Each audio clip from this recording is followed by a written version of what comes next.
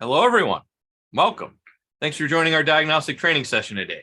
Now, if you have any questions throughout the session, if you're joining us on Zoom, just look at the top of the bottom of your screen, wherever your Zoom controls are. You should see a little button that says Q&A. Click on that and type in your question. I'll get to those at the end of the session. If you're watching on YouTube, just use the live chat function wherever it is on your device there. Type in your question or comment, and I'll get to those at the end as well. So my name is Jason Gabrinas. I'm one of Snap-on's national diagnostic technical trainers. Been in the training department the last 9 years or so, traveling around North America, helping techs and shop owners get the most out of their diagnostic equipment. Before I did that, it was a couple years as a diagnostic sales rep with Snap-on. Got about 30 different Snap-on franchisees I worked with, as well as the shops that they serviced in order to help everyone get the most out of their diagnostic needs. Then before that, it was 8 years at Subaru. So worked at a dealership, and over time, I guess, became the diag guy in the shop. So I always ended up with the drivability problems, the intermittent problems, the weird wiring problems that would show up on those cars. And that's really where I cut my diagnostic teeth, was trying to figure out all those weird head scratcher type problems that would come into my bay. And before that, a bunch of other miscellaneous wrenching jobs. Been a little over 25 years under hood experience for me. So our topic at hand today is diagnosing intermittent issues. Now, in my mind, intermittence is one of those four-letter words that happen out in the diagnostic world. So intermittence and comebacks, I think those are the two worst things to happen. And why with intermittence? Well, because it happens intermittently. Maybe it only happens on the third Thursday of the month when I'm driving past this one building and it's like 38 degrees outside. Good luck trying to duplicate that, right? So we have these intermittent problems, and sometimes there are some tools that we can use included in our scan tool in order to help us with these. So we're going to talk about a few different things: code or no code, freeze frame. All right, freeze frame will help if we have a code. If we don't have a code, we won't have freeze frame, but at least if we do have a code, we can use that. Fuel trims, code or no code, we can see if there is a running problem with the vehicle that's been going on for a little while. We'll talk about interpreting fuel trims. Catalyst efficiency. Did you know you could use your scan tool in order to diagnose whether or not a cat is working or not? You actually can, using just a couple of data PIDs on the vehicles. We'll talk about that. And then we'll also talk about some intermittent body problems too, because intermittent problems aren't just engine drivability things. They could be in the body system as well. We'll talk about splitting the circuit so we can have our inputs and our outputs, and we can actually do it all on the same screen using functional tests and data interpretation on the same way as well. So let's get into freeze frame first. So a freeze frame is like a little snapshot of what was going on with the vehicle at the time of the fault. So it gives us just a really quick, if we have a problem, it's going to take a quick snapshot and say, all right, here's what was going on. Was it hot? Was it cold? Was it running for 5 minutes? Was it running for 3 hours? It's good to know as a technician, especially when it's an intermittent problem, so I can understand and duplicate that same issue with the vehicle if I can. If I need to wait for a cold soak and wait overnight, then I'll say, okay, Mr. Customer, you got to leave the car overnight, and we'll come up and do that. Or you get it where you can't duplicate it, then it's unable to duplicate. Those are the worst. But having that snapshot, being able to see that it only happens when you have a code, but it is useful when you do have that code. So here's an example of something I actually dealt with at the dealership. This is kind of a funny one. So it was an 08 Subaru STI, the high performance, high horsepower car, and younger kid driving it. And they complained of a stumble under a load and a flashing check engine light. And currently, when it's in the shop, there's no check engine light. Now, what is a flashing check engine light? Is a catalyst damaging event, usually categorized as a misfire. So we went into the history codes, because Subaru has current codes and history codes both. And we went into the history codes, and there are multiple misfire codes, P02, 303. No matter what we did driving the car, could not duplicate the concern. So we have to take it on a little road test, put it under load, drive it around town, drive it on the highway. Never could duplicate that concern.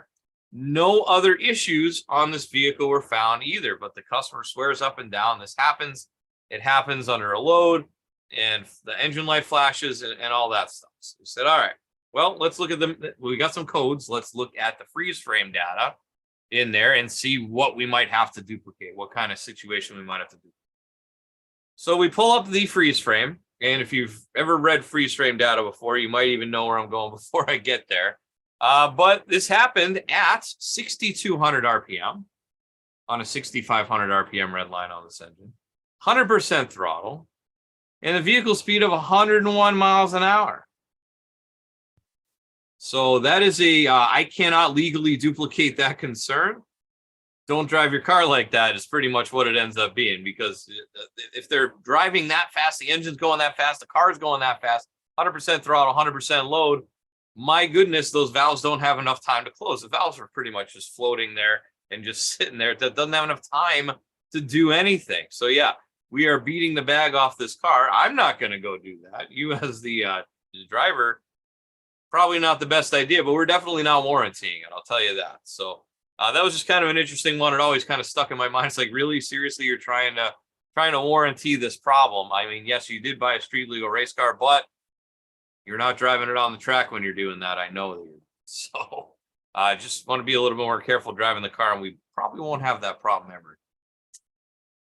There are some vehicles as well out there that have multiple freeze frame, which is very helpful. Now, Toyota for sure, I know, has it. There's a couple other brands I've heard of that may have it in there. I haven't really witnessed it myself, but I know it should be in there on a few other brands.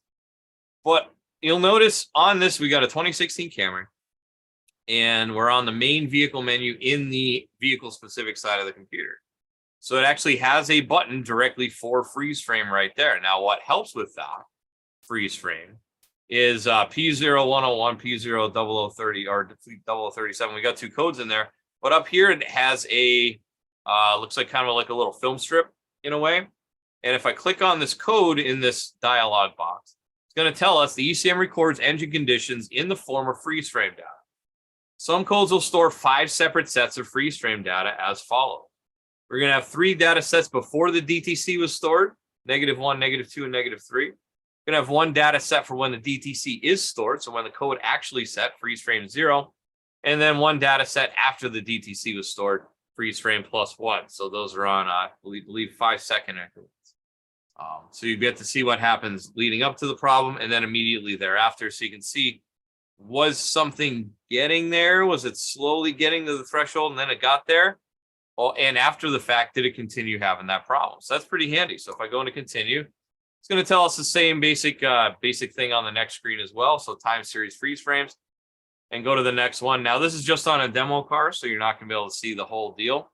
But it has, here's what actually happened at the freeze frame point. If it was on an actual car, we'd be able to see all the data here, and this is all on one screen. Now, this is on a like an Apollo D9 or a Triton D10 is going to have this kind of user interface. On the on like the Zeus, you might have to flip through a couple different pages, like go backwards and forwards between the 3.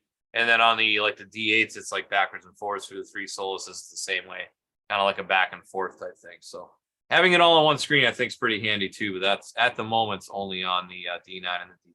So I think that's kind of nice that it's like that. So we could use that on a vehicle that it is, capable of doing. I know Harley's like that too, but I know there are a ton of people that work on Harleys with that. So just be aware that it's out there. Now it brings us to the giant mystery of the fuel trim. Giant mystery of the fuel trim. So we can use fuel trims, and they are often misunderstood. I think it's because it's kind of a counterintuitive type thing. But on a normally running engine, ideally, what we want to see as an air-fuel ratio is going to be 14.7 to 1. So 14.7 parts air, 1 part fuel. And what it's going to do is the fuel trim is going to feeds back into the computer. It's kind of why they call it closed loop. So if I'm at 14.7 to 1, all is well, nothing really happens. But eventually, at some point, maybe we have a little too much air, not enough oxygen, and then the front oxygen sensor is going to say, oh, we're lean. So when it reads we're lean means too much air. So how do we correct too much air? We go to add more fuel. Make less air, more fuel. Brings the ratio down to where it goes. It's going to add fuel and add fuel and add fuel. So that's where you get a positive fuel trim number. It's going to be adding fuel. Eventually, it gets to a point where it says, whoa, now we're rich. Hold on, now we're rich. Back off a little bit. So it's going to add fuel until it says, oh, no, now we're rich. And then it says, okay, so now that we're rich, now what do we got to do? We got to have a negative fuel trim to pull the fuel back. So we have less fuel, and then it's going to pull the fuel until it gets lean and then rich and then lean and then rich. And it's just a vicious cycle over and over and over again. So that's kind of how the computer works with the strategy. So feeding the front oxygen sensor, when it goes one way, it just moves it in one direction. It goes the other way, it goes the other direction. So it lets us see, what is this computer thinking? What is it doing? Is it compensating for something? So our relationships for fuel trims, they kind of feed each other as well. So as we just saw there, the oxygen sensor reads a reading. If it's rich, it goes one way. If it's lean, it calls for the other thing. And that feeds the short-term fuel trim. Over a longer period of time, the short-term fuel trim, whatever it's doing, is going to feed into the long-term fuel. So if I have high positive short-term fuel trim numbers, eventually it's going to cause that long-term fuel trim to pull up as well. And then we also have what we call blocks in there as well. So once the long-term fuel trim goes too high for a long period of time, it then kind of flips. And then the short-term fuel trim goes back to adjust and says, okay, well, I guess this is where normal is now. So I'm going to adjust based on that normal. And if it goes up or down again, accordingly, it moves to a different block and so on and so forth. So you can tell by looking at the short-term and long-term fuel trims, kind of what's going on, what's been going on with the vehicle at the time. So we're going to do a little exercise here. We're going to create a vacuum leak while watching scanner data. We're going to look at the oxygen sensors and their relationships in comparison to that fuel trim. Then we'll repair the vacuum leak and see what happens.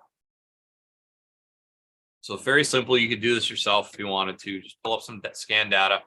You want to have front oxygen sensor, rear oxygen sensor, long-term or short-term fuel trim. So we can do that on pretty much any scan tool. On this one, it's on a Subaru. So we have a rear oxygen sensor, which is a zirconia type oxygen sensor. So that means high voltage means rich, low voltage means lean. And then air fuel ratio sensor, which is the other way, which is high voltage means lean, low voltage.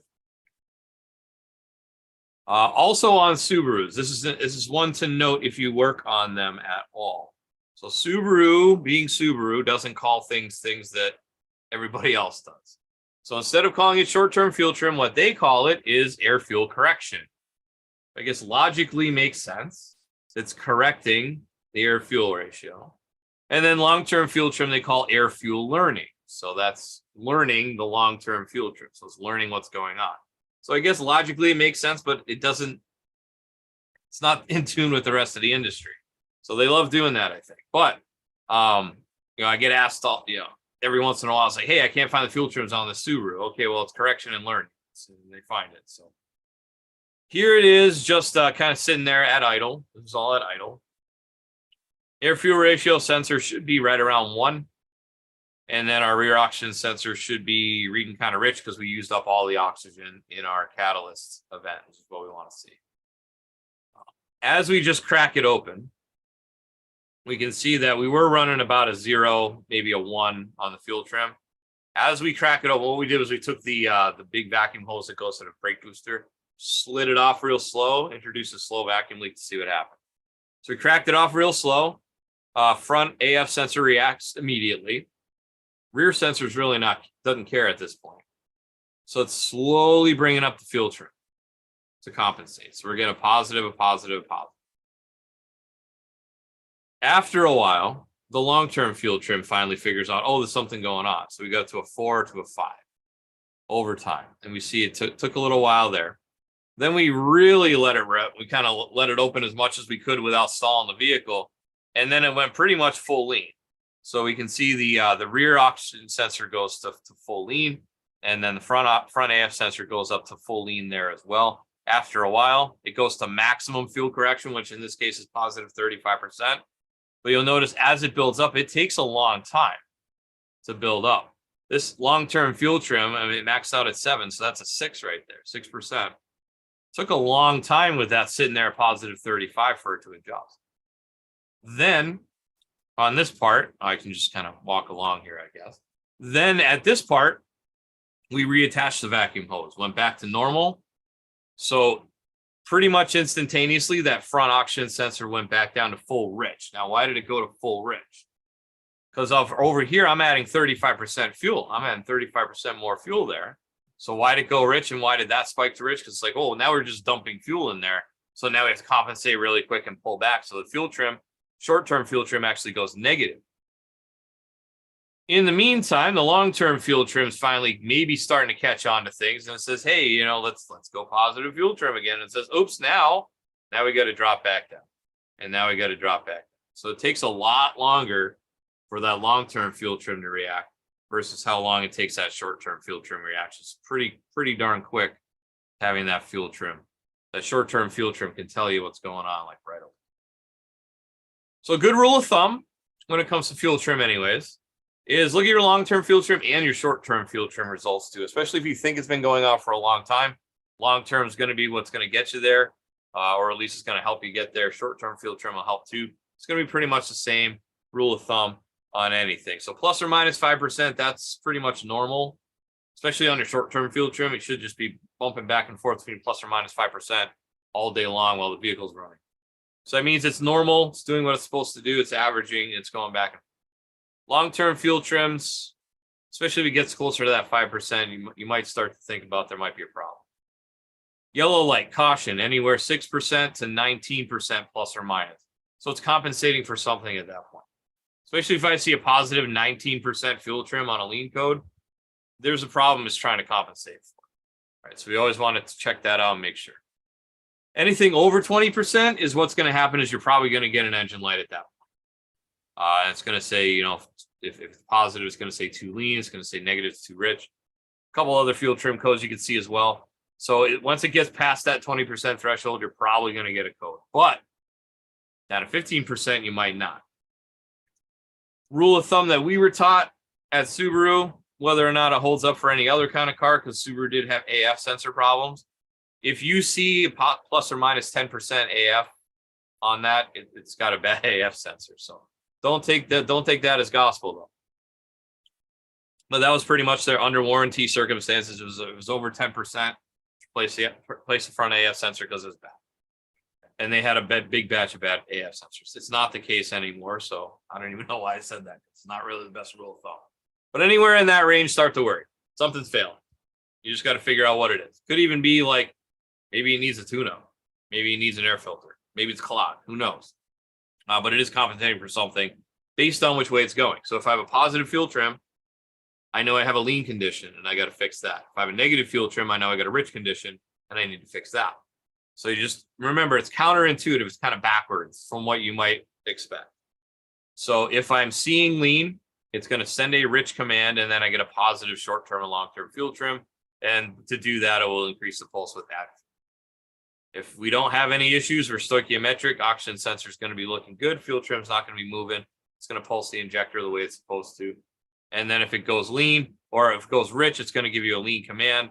And then you'll have a negative short-term or long-term fuel trim. And it decreases the pulse width, so subtracts the fuel. So just remember, it's kind of like that backwards. It's in reverse. So if it is rich, it's going to lean it out. If it is lean, it's going to rich. It's kind of how you remember it.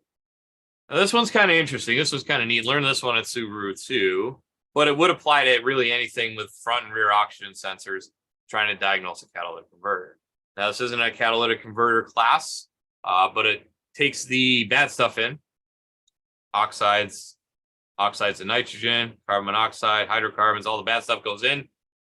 Chemical magic happens in here, and then out comes oxygen, carbon dioxide, water, and nitrogen. So bad stuff goes in, relatively better stuff comes out, because still CO2 is not that great, but at least it'll feed our trees, I guess, right? But anyways, bad stuff in, good stuff out.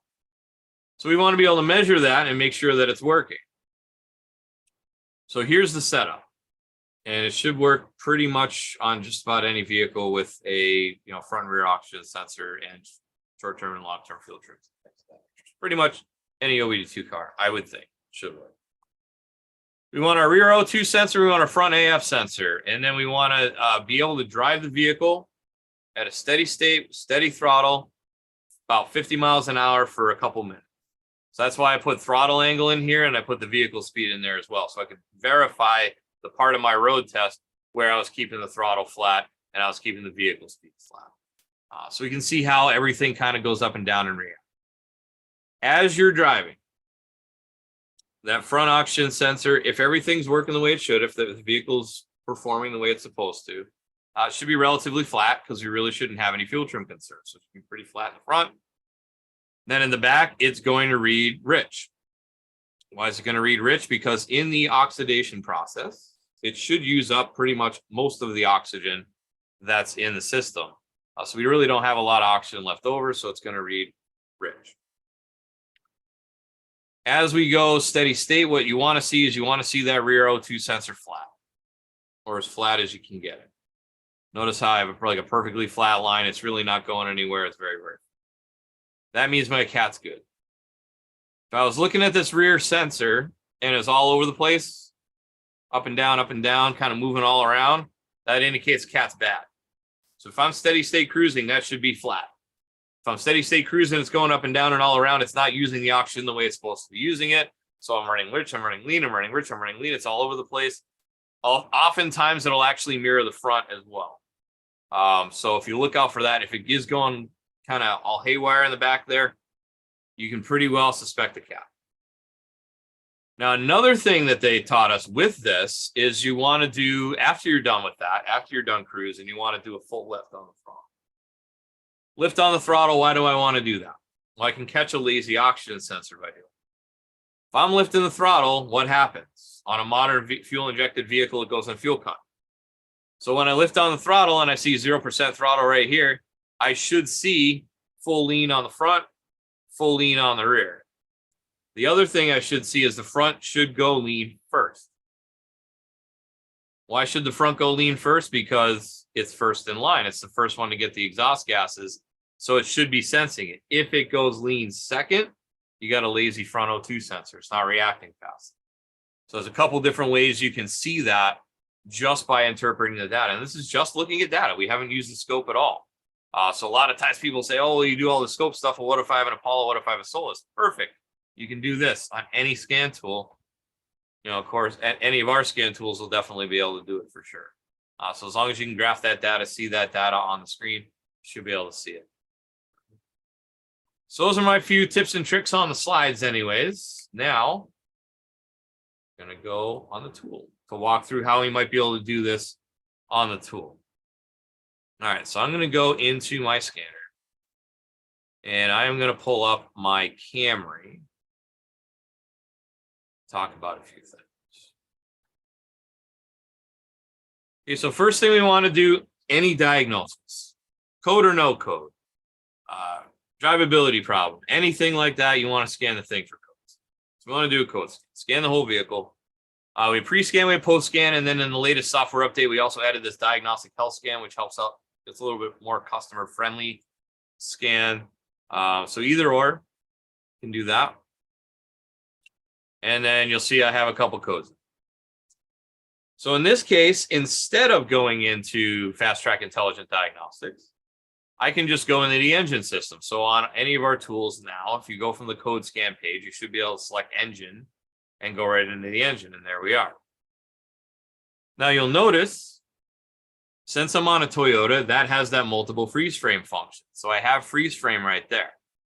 So I can pop in there, and then I can hit this little film strip right there, and that will bring me to my,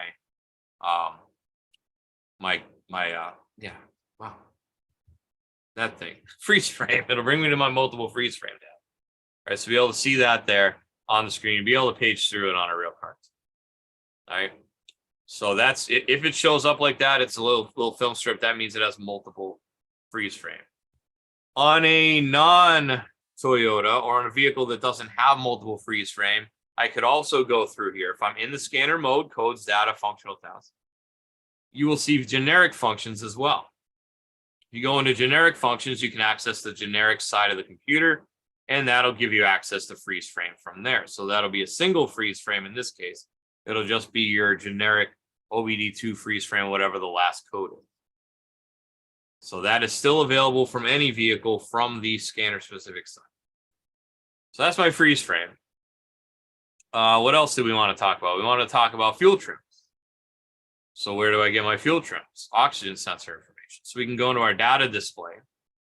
And you see we got engine data, misfire data, AF and oxygen sensor data. So it's got a lot of different categories. So I'm going to go into my air fuel ratio and oxygen sensor data because that makes sense on what I'm trying to look at. Now you can see we got a whole lot of information there. Might not need it all. Maybe I just want to check a few different. So on our Snap-on scan tools, they all have the ability to do custom data. So if I can come in here and we can see I got my AFO2 sensor. Depending on your software version and depending on the vehicle, you may have a screen that looks like this, where it's going to have all my different data categories and I can build a master custom data list across all these different categories, which on Toyota we can do. So I'm going to uncheck this box. I'm going to come over here and I'm just going to find a couple different things that I want. So I'm just going to look at, let's say I want to do that CAT test. So I'll do accelerator pedal position, and then I should have in here somewhere, hopefully vehicle speed. Let's see. Probably should have checked this earlier. But let's say I want to check my fuel trims too. So I got my short and long term fuel trims, my oxygen sensors, voltages. I don't want that one. Bank one sensor 2, AF voltage, and so on and so forth. So we can just go in and pick a few different things that I want. And then after that, I can just hit my lists and go back to my list, right? So I got 5 things. Now I didn't see vehicle speed on that list.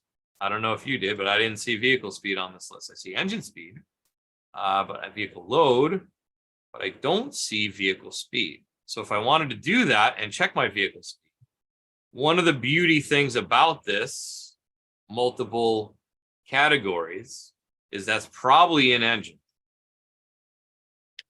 Let's see. Load. Of course, it's not in alphabetical order either, so it makes it a little more difficult. Let's see. I would imagine. Vehicle speed, there we go. Vehicle speed miles an hour. Okay, so now I've picked one from this list and a bunch from the other list. I can go back to my list view, and there they all are. All 6 right there. It's like my accelerator pedal position, my vehicle speed, my short and long-term fuel trims, my bank 1 sensor 1, my bank 1 sensor 2. So we can see all that on one screen. We can graph it out if we want to. And I can see my front and rears, how my oxygen sensors react, how my long and short-term fuel trims react, and so on and so forth. So that's one nice, easy way to do it. What else can we do? So that's talking about intermittence, showing you a couple things we talked about earlier. I also said we were going to talk about body problems.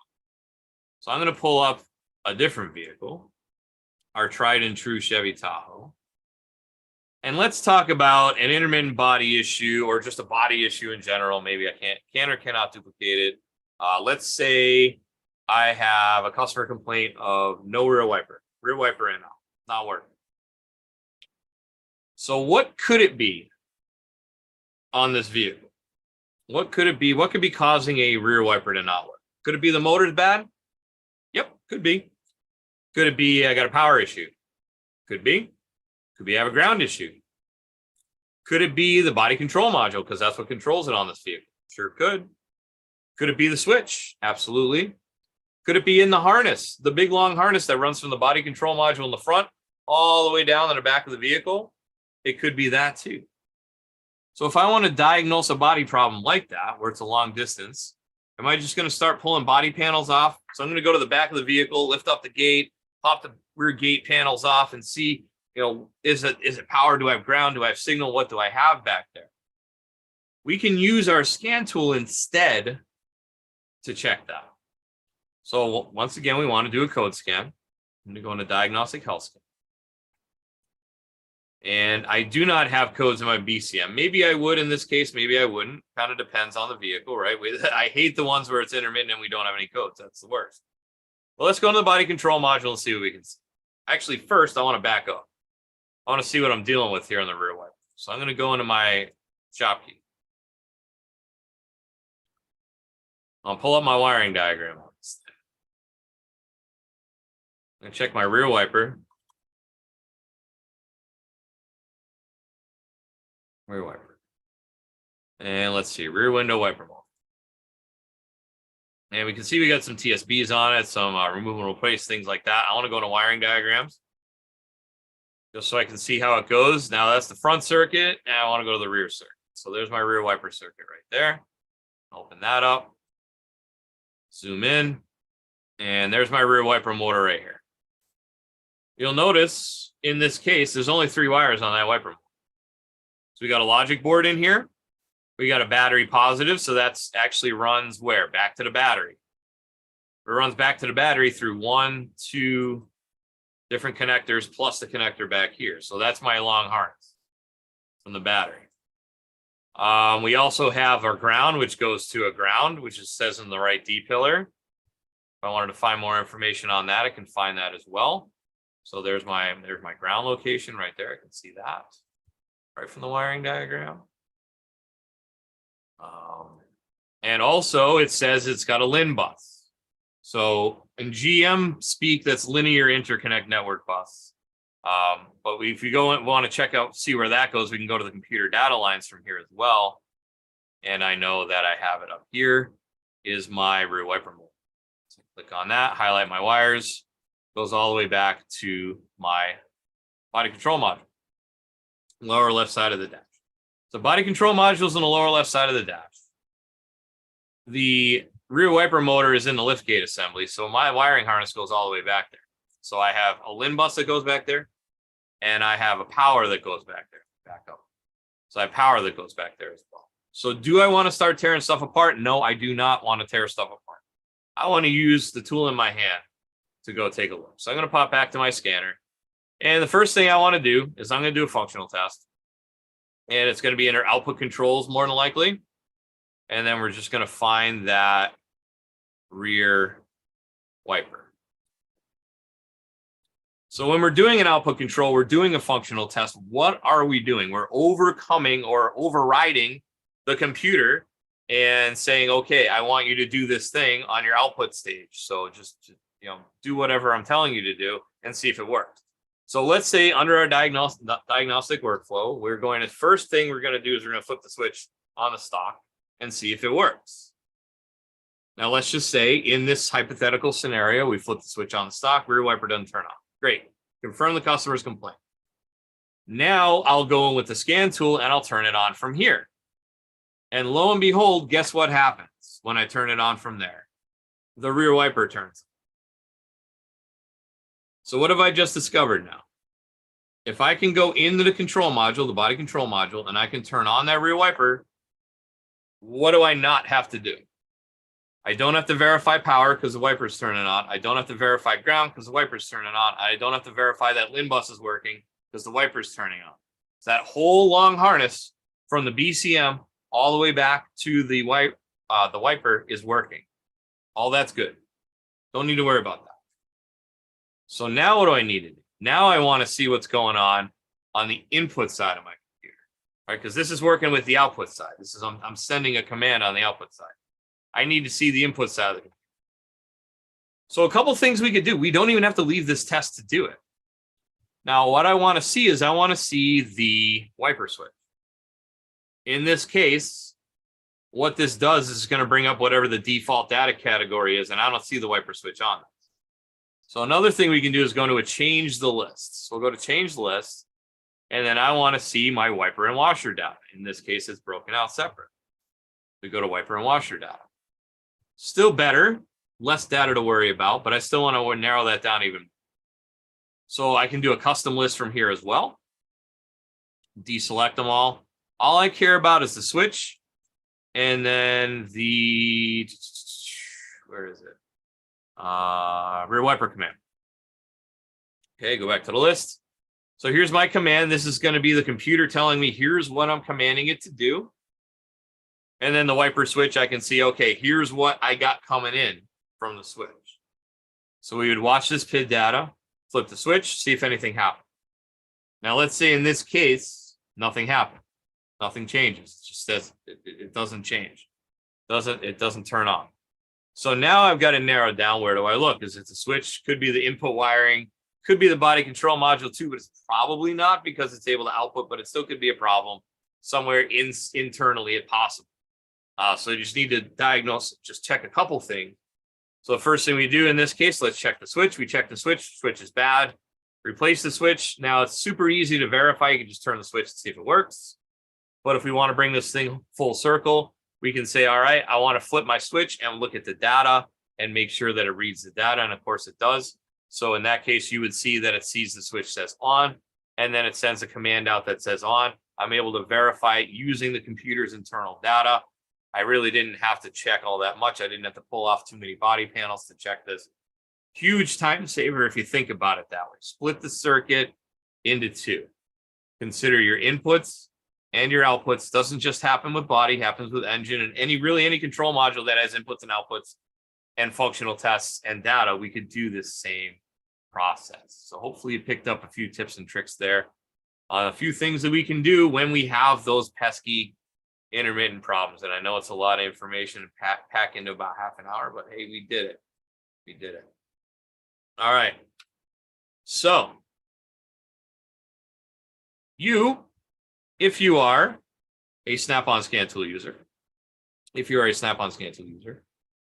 and you can update your scan tool to the current software, which happens to be 22.4, you will automatically be entered to win this epic prize. As long as you are running 22.4, which is the current software version, by the end of the year, by the end of the day on December 31st, you are automatically entered to win this awesome epic prize. So this is an epic 36-inch epic toolbox with a riser, with this custom wrap on there, with your name on it if you win it. Inside that riser is a Zeus Plus. That'll be updated. It'll also have a dongle for that, Zeus Plus, and a dock. And it will also have a 27-inch touchscreen on the back, what we call our riser kit. So that is pretty cool. And we're giving away 10 of them in the US and Canada. So Canada gets one and the US gets the other 9, because we have 10 regions in North America. So all you got to do is make sure you're up to date. If you're already on a software subscription, just update your tool. You can do it over the internet pretty much anyway. If you're on a prepaid software plan, like on a Triton or Apollo or a Zeus, update your tool. You can do it over the internet. If none of those options, if you did the buy one, get one free software over the last couple of months, just make sure you install your free software update that's available to you. Otherwise, if none of those options apply to you, go see your franchisee and see about updating, because I'd say that's worth trying to win that $24,000 at retail toolbox. So definitely worth it. Definitely worth it. Now I've just found out that I made an error here. So next week is not this same class. So I forgot to plug that in. Next week is going to be advanced lighting systems. So we're going to do advanced lighting systems next week. Same time, same place though, 6 and 9 Eastern. Go to snapon.com/OT to register for Zoom. 6 o'clock class goes to YouTube at youtube.com/Snap-on Diagnostics. If you are watching on YouTube, make sure that you like and subscribe and all that good stuff. Helps us out, helps us reach more people with this. So the more subscribers we get, the better, and it's free. Hey, Snappy, what's free today? Subscribing to our YouTube channel. That's free. Hey, I just had a good idea. Maybe we'll go with that. Maybe we'll go with that as a promotion, right? All right. So the 9 p.m. Eastern also goes to my Facebook page. So if you want to give me a follow over there, it's facebook.com/SnapOnJason, all one word. No dash in the Snap-on. Also, if you want to see any of our past prior topics in this series, we actually have 52 now. I really got to update these slides. The next class will have the updated slides, I guess. But they're all available on YouTube. Once again, youtube.com/Snap-on Diagnostics. You can go in and check any of those out if you want. Now it's time for Q&A. We got a couple things coming through on YouTube. If you did show up late on Zoom and you have a question, just look for the Q&A box, type in your question there. I also want to make sure I talk about my buddy Al. So Al also does live training, scan tool specific live training, 3 nights a week. Mondays on Apollo, Wednesdays on Zeus, Thursday is Triton. So the first hour of any of the classes is going to be on whatever respective tool he's on. And he's going to walk through, let's make sure your Wi-Fi is working, set up that.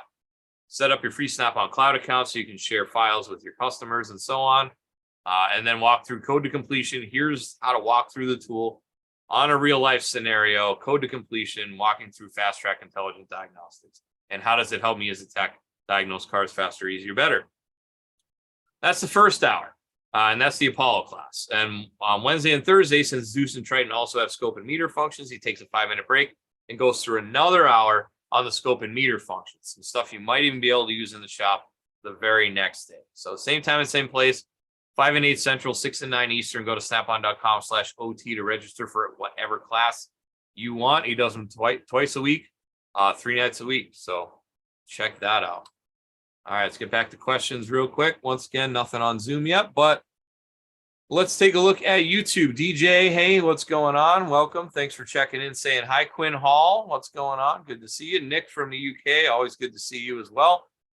Quinn also says with the intermittent problems, the worst is when the intermittent issue all of a sudden goes away and you're unable to duplicate the customer's concern. That is like the worst. I hate that. No problem found. Come back some other time when you're having the problem. And then he also goes on to say the numbers never lie, talking about the freeze frame, right?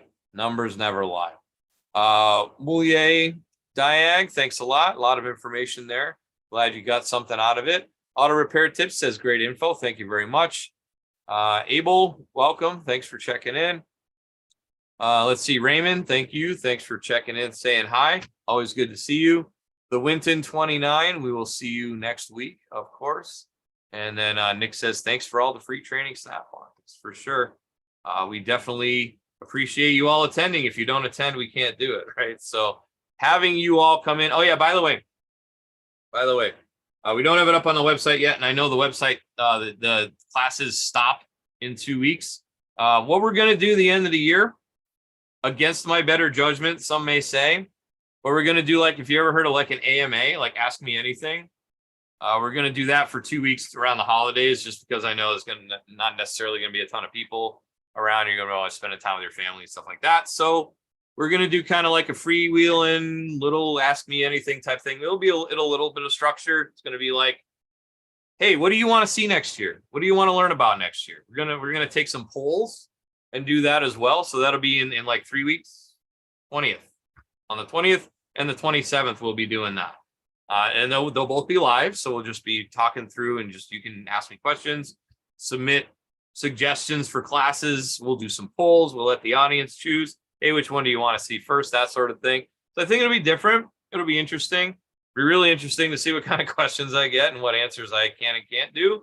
But definitely, Maggie, thanks for checking in on Zoom there as well. Glad you guys all showed up tonight, even though you kind of had to. But yeah, so that'll be different in a couple weeks. So definitely to keep an eye out for that. Be the same time as I usually do it. We'll just do it at that. So with that, Joe just chimed in on YouTube. Really look forward to these weekly classes. Thank you very much. He's got a question. As you know, there's hundreds of PIDs across dozens of manufacturers. Where can we find the PID definitions? That's the hardest part, is finding PID definitions and what they're supposed to be. And it's hundreds, if not thousands, of different PIDs across manufacturers. So a couple different ways, really, just in shop information. If you have ShopKey, a lot of manufacturers do publish that, ins and outs and what the known good values are supposed to be. The other thing you can use, if it's in your tool, if it's in the troubleshooter in your tool, not every vehicle has it, but in your tool, in your scan tool, in troubleshooter, if you have a Snap-on scan tool or troubleshooter, and you find Fast Track Data Scan, that has known good values on the PIDs. It's not on every vehicle, but if you do find it in there, that's another option for you. So either manufacturers through ShopKey or what have you. And with that, yeah, Zach's looking forward to the AMA. It's going to have a good debate, I think. Maybe not. We might not answer that question. All right, so Joe, hopefully that answered your question there. Manufacturers do sometimes publish them. Sometimes it's hard to find, but a lot of times they will publish it. And then Nick's looking for next year more oscilloscope stuff. So I'm sure we probably got you covered on that, because the most common complaint I get is just too much oscilloscope. So I'm sure we'll have some more oscilloscope and more scanner stuff and more topics. To be honest with you, I'm running out of things to think about, so I'd rather crowdsource it from everybody else. So with that, I think we're good here. We went through all the questions, and we'll talk more about that at a later date. So Maggie will answer that a little bit later. I'll answer that tomorrow. All right. So with that, enjoy the rest of your evening. Enjoy the rest of your week. Hopefully we'll see you next week for advanced lighting systems. With that, enjoy. Holidays are coming up. Hopefully you enjoyed your Thanksgiving last week if you're in North America. And we'll see you next week. Have a good night. Take care.